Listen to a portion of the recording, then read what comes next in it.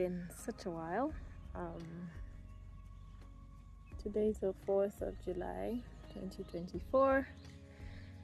Exactly 1 whole year after Dad passed away. Went to heaven, went into heaven. And I decided to spend the day by myself.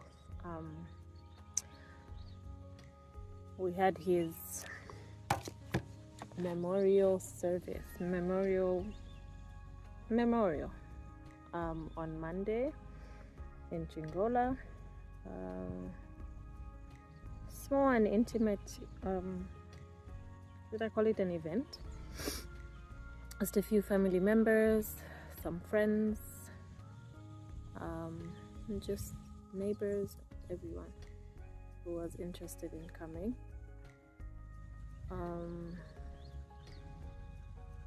It went well. There were lots of nice, touching tributes that were given.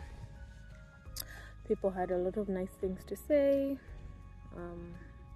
A lot of people said, most people said a lot of the same things, which just showed how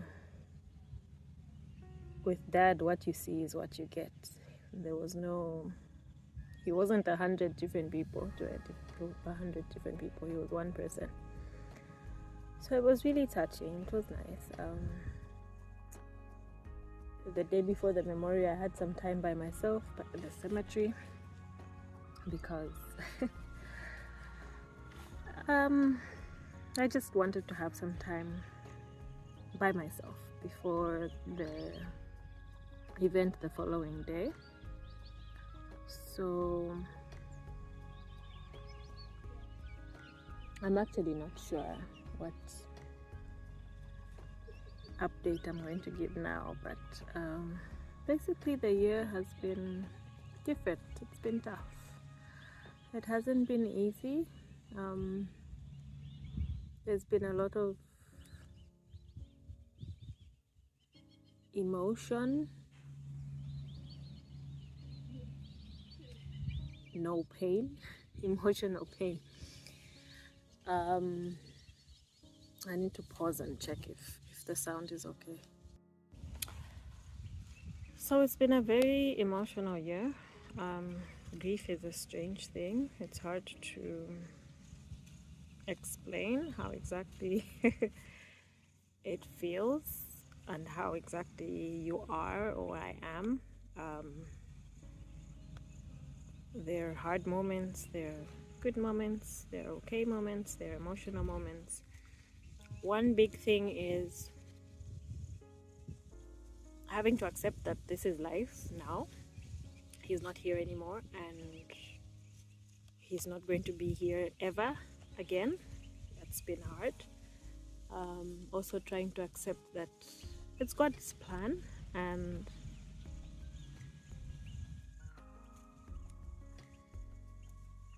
He knows that at this stage in life we are all able to carry on without Dad.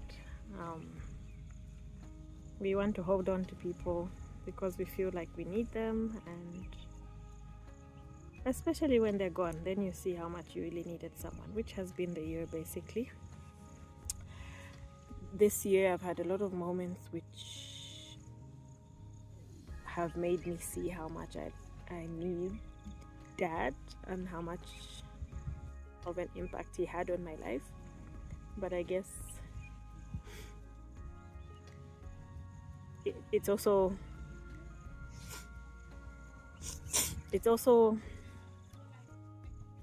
a realization that I guess we can move on we can live without him. God feels we are able to continue on this earth without having him. It's hard.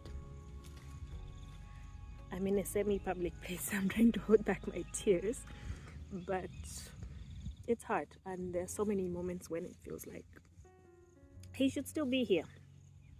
I still want to call him and talk to him. There's still a lot of things that I have to say.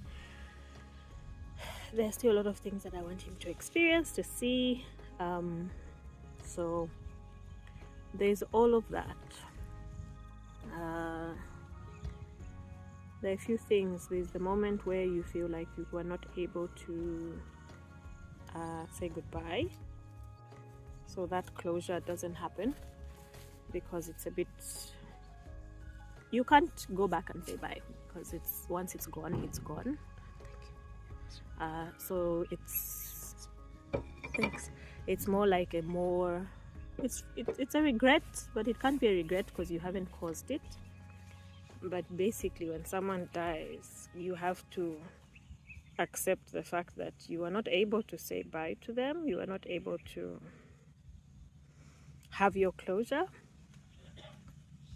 The last time you spoke to them, you didn't know that was going to be the last time, so you just speak to them.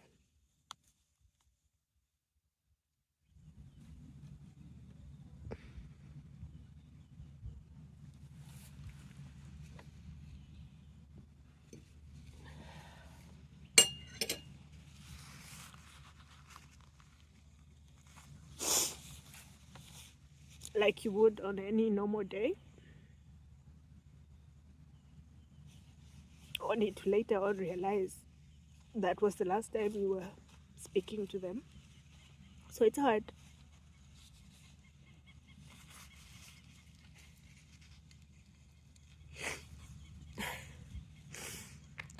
There's a monkey behind me. Hey, monkey.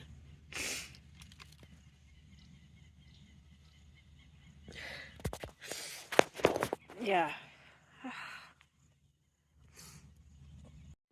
So that got very emotional very quickly.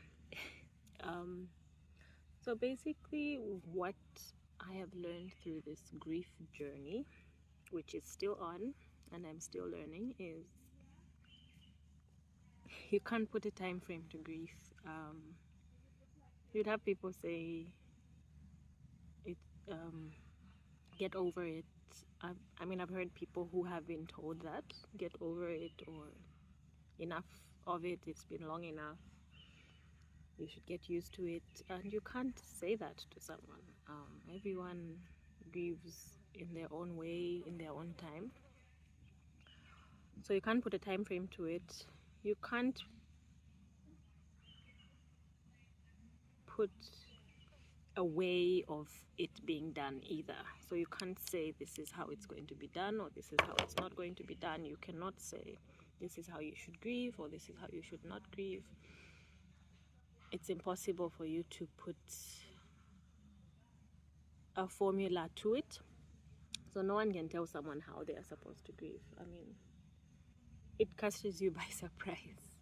1 minute you're fine, the next minute just something random will happen and you're going to remember your loved one that's passed away.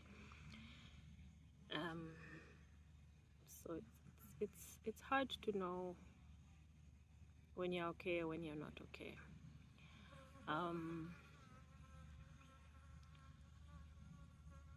Another thing I've discovered is people will walk on eggshells around you. I mean, I went through that as well.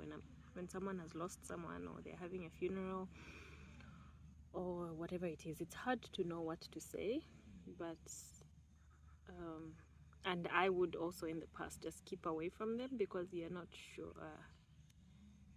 how they are and what they're doing and if you're saying the right thing or not.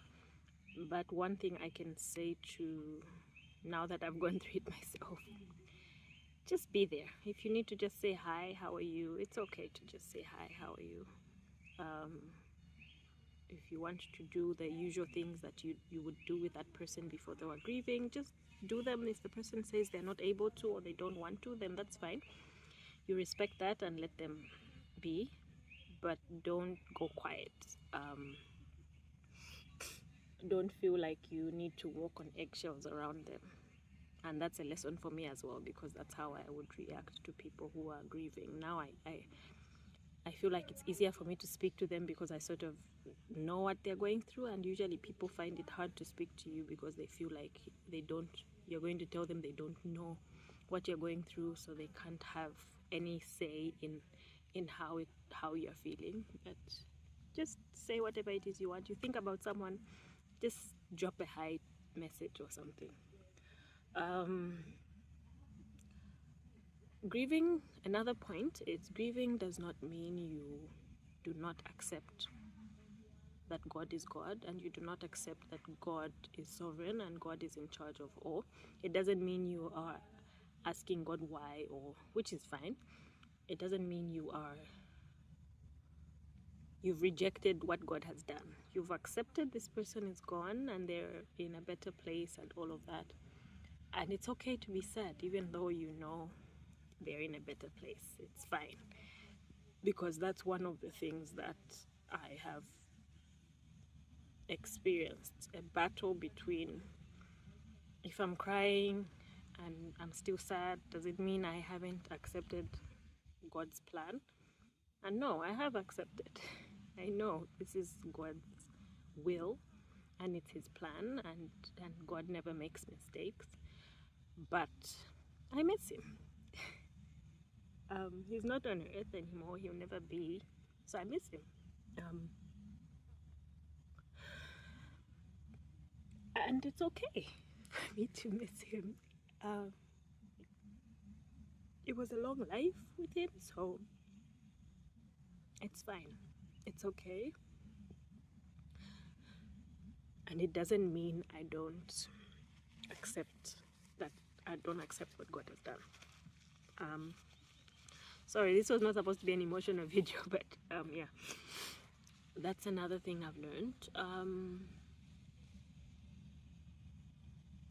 I've learned quite a bit in this year, but a few things I remember about Dad that I wouldn't want to forget, so I need to document them here.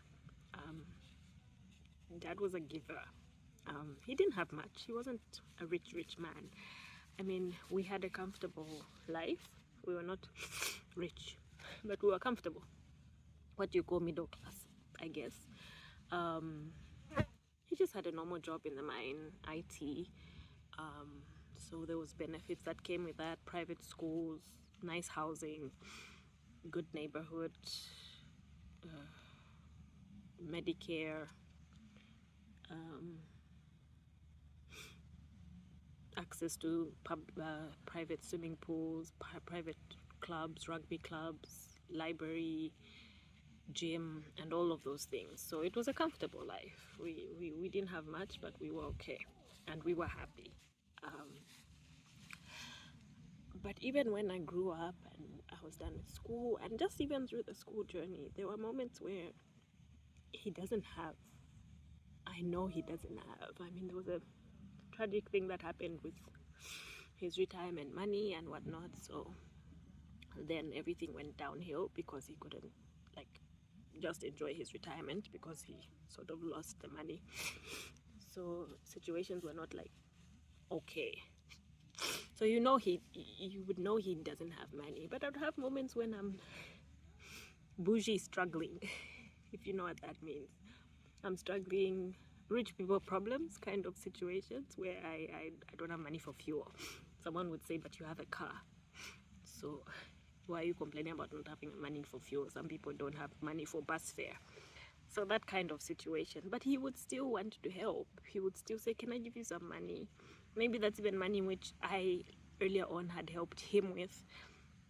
He was such a giver. And that, I miss that. Dad would never ask you for money. Never ask you for anything. Even though there are things that you know you should be doing to help him and to support as a child, he would never ask for anything. So yeah, that's one of the many things. The list is endless, but okay, so then I can't even start listing the number of what do you call them, qualities that he had. That's one big one. Apart from loving God, there's no conversation you would have with Dad. Everyone said it, even in their tributes, that would not point you to salvation. You need to be saved, you need to go to heaven. Mom was saying she would ask him, is he an angel? or something, because everything that did evolved around salvation and ending up in heaven one day, and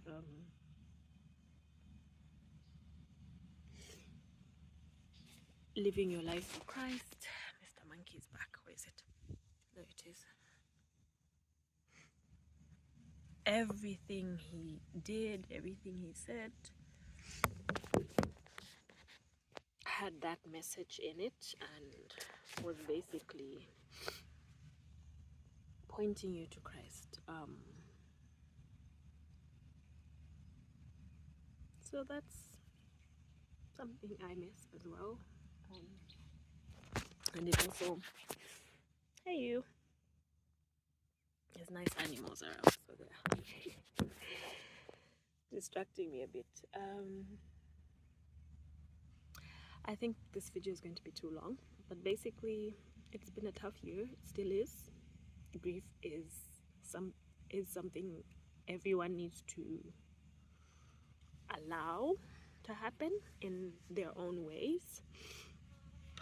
It doesn't mean you don't respect what God has decided to do. You do, but it's okay to talk about the person, and that goes for people who are friends and family to someone who's grieving.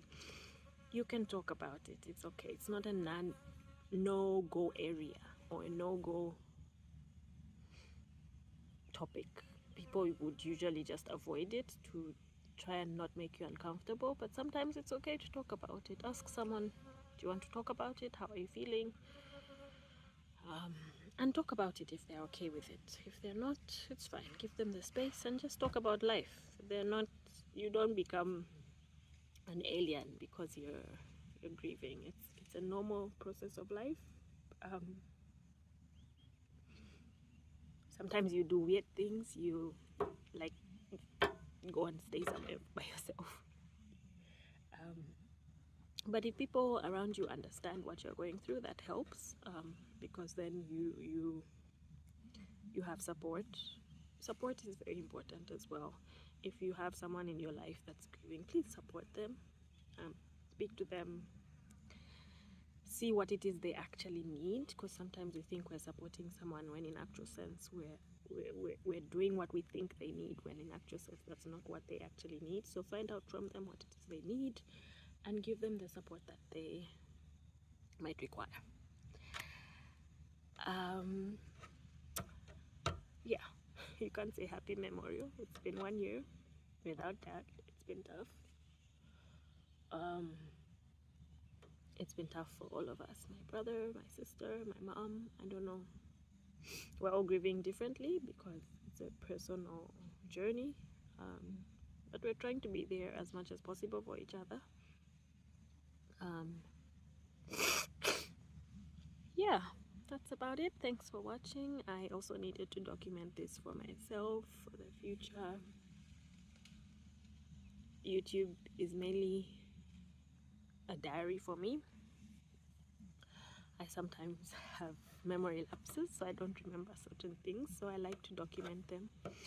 And if I put them in my phone, I might lose the phone and not find them. So YouTube is unfortunately the internet for the whole world, but at least I'll be able to find these videos anywhere and anytime in the future when I need them. And so will you when I'm gone as well. You can watch and see whatever. Okay, thanks for watching. Yeah, that's about it.